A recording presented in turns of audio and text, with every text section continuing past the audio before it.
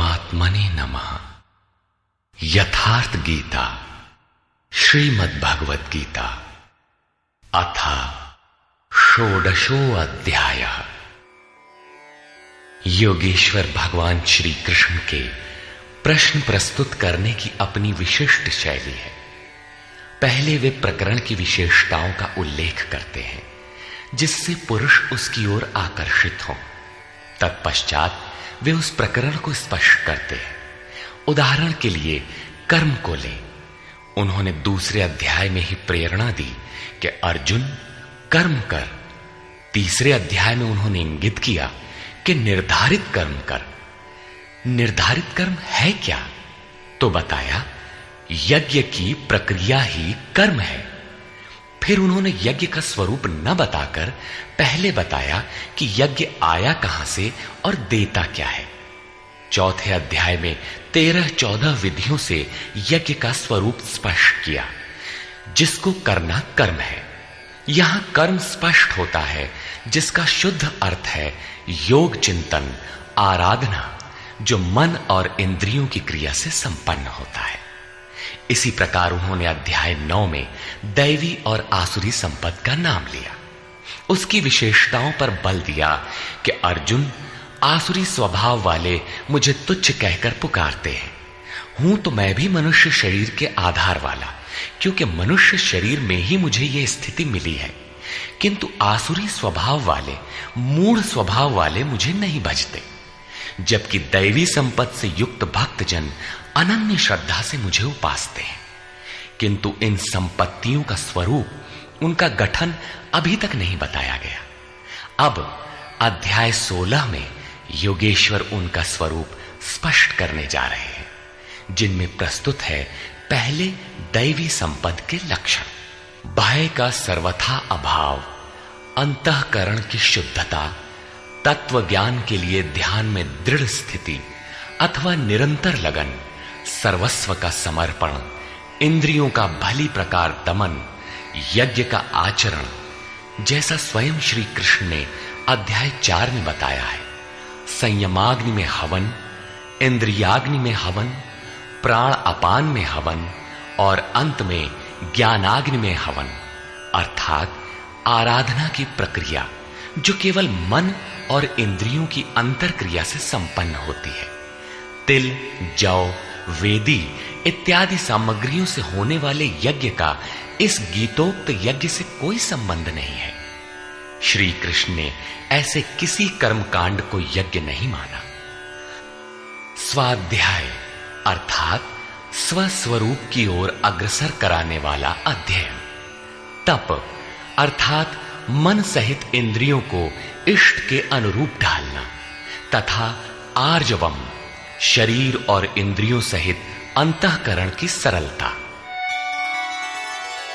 अहिंसा सत्यम क्रोधस् त्यागः शान्तिरपैशुनम् दया भूतेष्वलोलुप्त्वम् मार्दवम् ह्रीरचापलम्। अहिंसा अर्थात आत्मा का उद्धार, आत्मा को अधोगति में पहुंचाना ही हिंसा है। श्री कृष्ण कहते हैं, यदि मैं सावधान होकर कर्म में न बरतूं तो इन संपूर्ण प्रजा का हनन करने वाला और वर्ण संकर का कर्ता हूं। आत्मा का शुद्ध वर्ण है परमात्मा। उसका प्रकृति में भटकना वर्ण संकर है, आत्मा की हिंसा है, और आत्मा का उद्धार ही अहिंसा है। सत्य, सत्य का अर्थ यथार्थ और प्रिय भाषण नहीं है। आप कहते हैं ये वस्त्र हमारा है, तो क्या आप सच बोलते हैं? इससे बड़ा झूठ और क्या होगा? जब शरीर आपका नहीं है, नश्वर है, तो इसे ढांकने का वस्त्र कब आपका है? वस्तुतः सत्य का स्वरूप योगेश्वर ने स्वयं बताया है कि अर्जुन, सत्य वस्तु का तीनों कालों में कभी अभाव नहीं है। ये आत्मा ही सत्य है, यही परम सत्य है। इस सत्य पर दृष्टि रखना, क्रोध का न होना, सर्वस्व का समर्पण, शुभाशुभ कर्म फलों का त्याग, चित्त की चंचलता का सर्वथा अभाव, लक्ष्य के विपरीत निंदित कार्यों को न करना, संपूर्ण प्राणियों में दया भाव, इंद्रियों का विषयों से संयोग होने पर भी उनमें आसक्ति का अभाव, कोमलता, अपने लक्ष्य से विमुख होने में लज्जा, व्यर्थ की चेष्टाओं का अभाव तथा तेज जो एकमात्र ईश्वर में है, उसके तेज से जो कार्य करता है। महात्मा बुद्ध की दृष्टि पड़ते ही अंगुलीमाल के विचार बदल गए।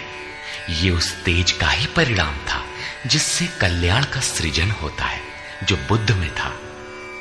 क्षमा, धैर्य, शुद्धि, किसी में शत्रु भाव का न होना, अपने में पूज्यता के भाव का सर्वथा अभाव, ये सब तो हे अर्जुन दैवी संपत्ति को प्राप्त पुरुष के लक्षण हैं।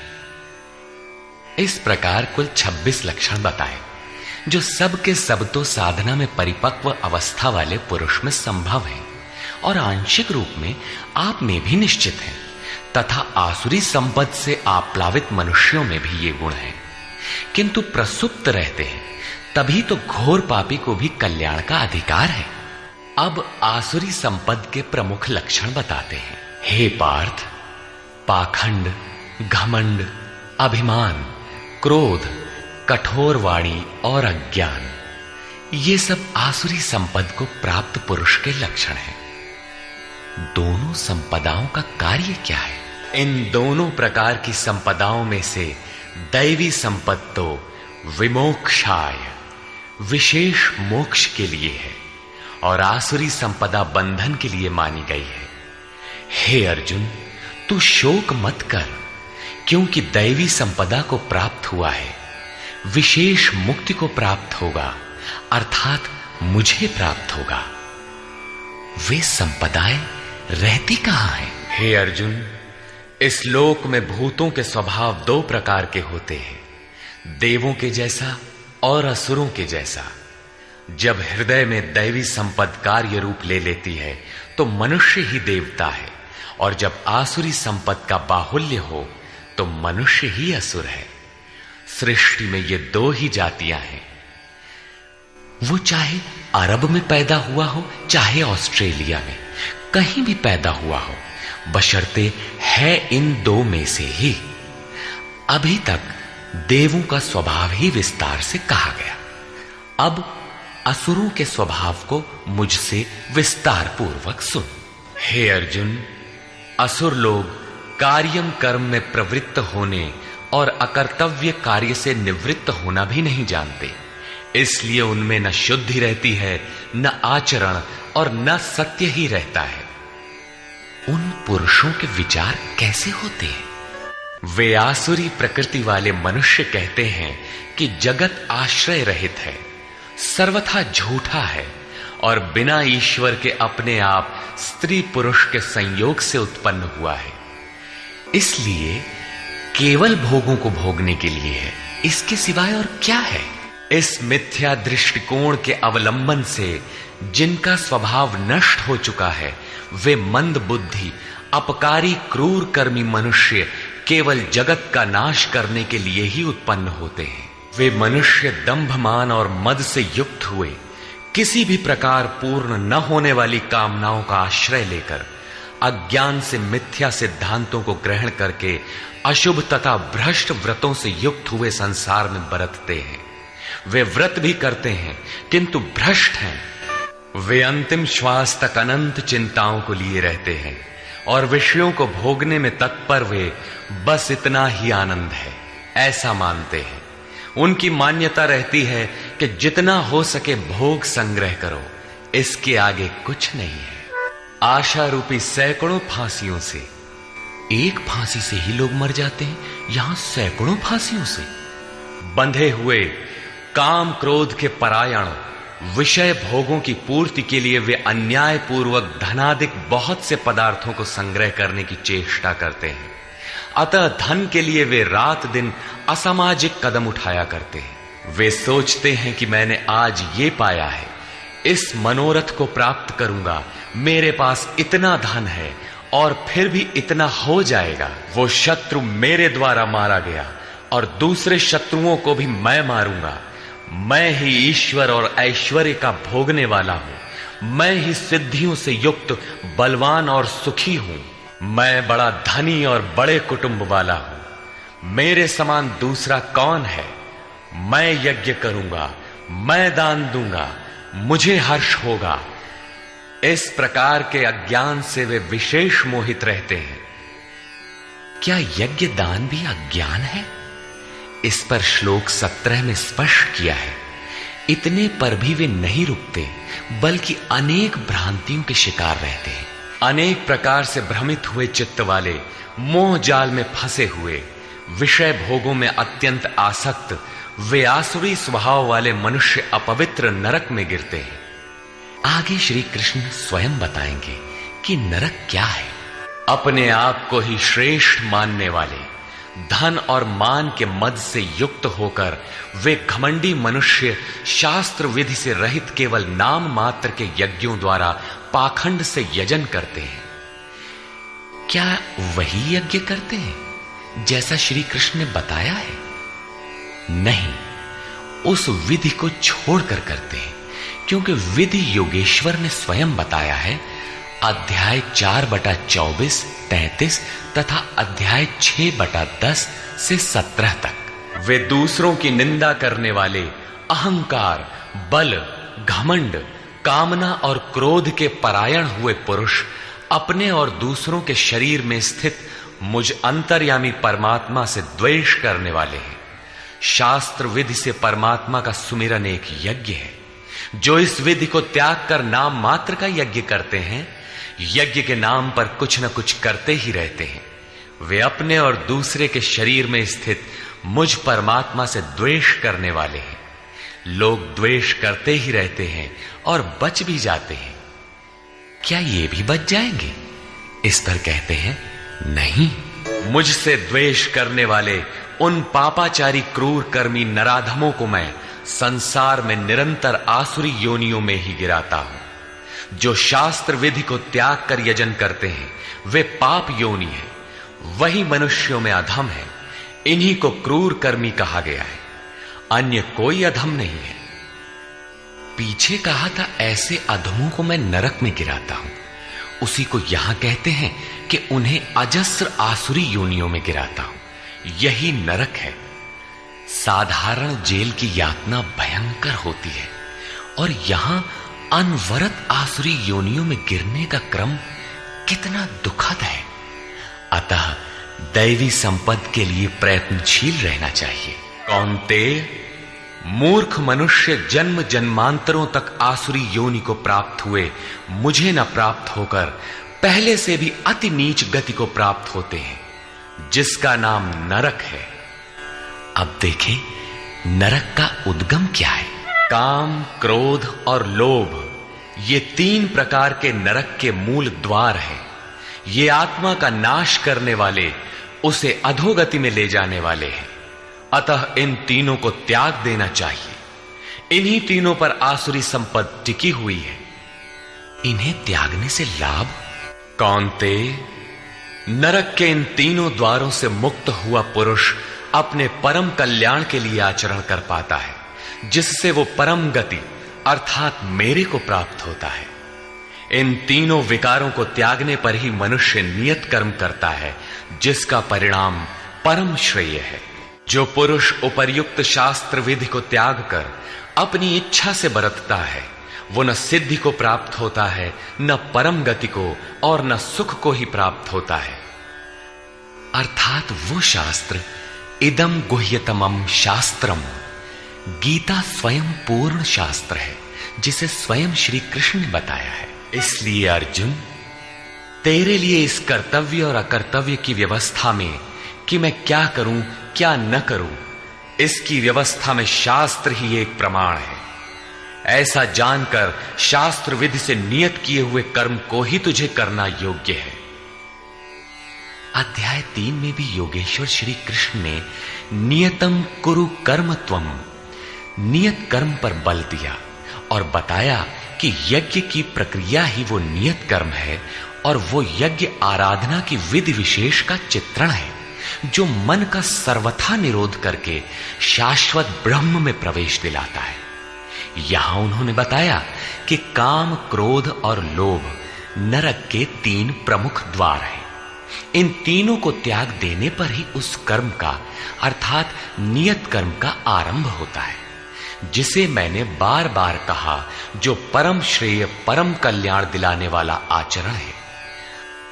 बाहर सांसारिक कार्यों में जो जितना व्यस्त है, उतना ही अधिक काम, क्रोध और लोभ उसके पास सजा सजाया मिलता है। कर्म कोई ऐसी वस्तु है कि काम, क्रोध और लोभ को त्याग देने पर ही उसमें प्रवेश मिलता है, कर्म आचरण में ढल पाता है। जो उस विधि को त्याग कर अपनी इच्छा से आचरण करता है, उसके लिए सुख, सिद्धि अथवा परम गति कुछ भी नहीं है। अब कर्तव्य और अकर्तव्य की व्यवस्था में शास्त्र ही एकमात्र प्रमाण है। अतः शास्त्र विधि के ही अनुसार तुझे कर्म करना उचित है, और वो शास्त्र है गीता। निष्कर्ष, इस अध्याय के आरंभ में योगेश्वर श्री कृष्ण ने दैवी संपद का विस्तार से वर्णन किया, जिसमें ध्यान में स्थिति, सर्वस्व का समर्पण, अंतःकरण की शुद्धि, इंद्रियों का दमन, मन का शमन, स्वरूप को स्मरण दिलाने वाला अध्ययन, यज्ञ के लिए प्रयत्न, मन सहित इंद्रियों को तपाना, अक्रोध, चित्त का शांत प्रवाहित रहना इत्यादि 26 लक्षण बताए, जो सब के सब तो इष्ट के समीप पहुंचे हुए योग साधना में प्रवृत्त किसी साधक में संभव है, आंशिक रूप से सब में है। तदनंतर उन्होंने आसुरी संपद में प्रधान 4-6 विकारों का नाम लिया, जैसे अभिमान, दंभ, कठोरता, अज्ञान इत्यादि, और अंत में निर्णय दिया कि अर्जुन, दैवी संपत्तो विमोक्षाय, पूर्ण निवृत्ति के लिए है, परम पद की प्राप्ति के लिए है, और आसुरी संपद बंधन और अधोगति के लिए है। अर्जुन, तू शोक न कर, क्योंकि तू दैवी संपत्ति को प्राप्त हुआ है। ये संपदाएं होती कहां हैं? उन्होंने बताया कि इस लोक में मनुष्यों के स्वभाव 2 प्रकार के होते हैं, देवताओं जैसा और असुरों जैसा।